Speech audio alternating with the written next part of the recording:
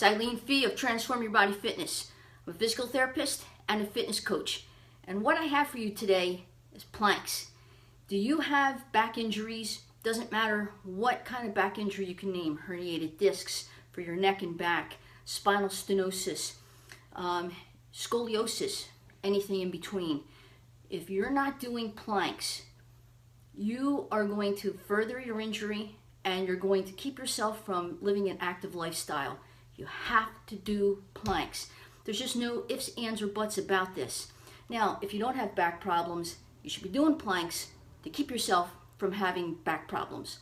So let's get on the same page as far as what is the key to how to do a successful plank. And yes, there's going to be a lot of modifications, so stay tuned, because the bottom line is stop using your injury as an excuse not to exercise, especially this one.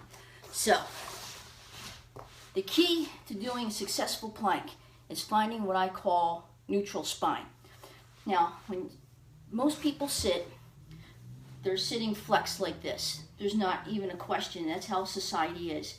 So, you don't want to do a plank in a flexed position. But what happens, people overcorrect and they do too much extension. I don't know whether you can see that. They do too much extension. Now, you need to sometimes play around between the flexion and extension, because what you're trying to find is that neutral position right in the middle. All right? So too much flexion, too much extension, right in the middle. That's neutral spine. So let's carry that over into the couple of different positions to do planks in.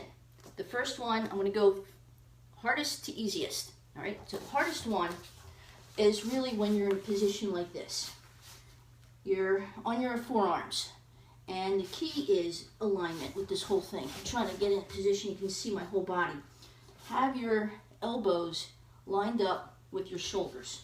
All right? Now, with your heels, people forget the heels. Push your heels down. And again, that neutral spine. Don't do too much flexion. Don't do too much extension. When you typically engage your core, your abdominal muscles, and squeeze them, squeeze your butt, and push your heels down, you can easily find that neutral position. That's the key. Now, for some people, that's too much. So, high plank is when you're up on your arms like this. Let me see. I'm trying to see if you can see my ankles. So, the key is here. You need to be able to draw a straight line between your hand and your shoulder. All right, so the hands have to be right underneath the shoulders. And the ankles, again, push them down so that your heels are pushed down.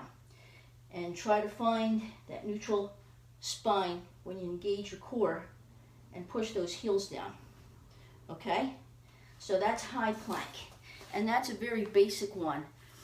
So some people, though, have shoulder problems, and that's too much on their shoulder. So you might need to modify that. That's why we're doing this. So if you think about what we were just doing, we're in a position like this. So instead of being in that position, drop your knees. But find that neutral spine. You're going to have to play with it a little bit. But find that neutral spine. Now, for some people, that's even still too much. Bring your knees in a little further so that your knees are right in a straight line with your hips. Okay? And again, make sure that your alignment's good, that you're engaging your core. That's the whole key. Okay? Now, again, I know for some people, that's too much because they can't even get on the floor. So some people say, see, I can't do it. No, stop using your injury as an excuse not to do exercises, especially the planks. Find like a chair. All right, so I'm going to start with the forearm plank first. Now, something that's not going to move is what you're looking for. Okay, now this happens to be a weight bench, could be a chair, so something that is not real high and not real low. Okay, so what you're going to do, put your forearms down, have your heels back, and you're going to find that neutral spine. Engage your core, bring your heels down, and you're going to have to play around, with the different back positioning. engage your core. All right, so that's low plank. High plank would look like this. All right, again, bring in your heels down. You're gonna have to keep repositioning yourself. Now again, for some people, that's too much. Step your feet in, but continue to make sure you're engaging your core. Don't just get up here and go like this. You have to hold that strong. Push the heels back. Hold your arms straight. Now again, for some people, that's too much. So you keep walking it in. Now, however, if you keep walking it in and you're practically right on top of it, that's no good either. Maybe you need to find a higher surface. Now in here, I don't happen to have a kitchen counter, but that may be appropriate, or even a wall.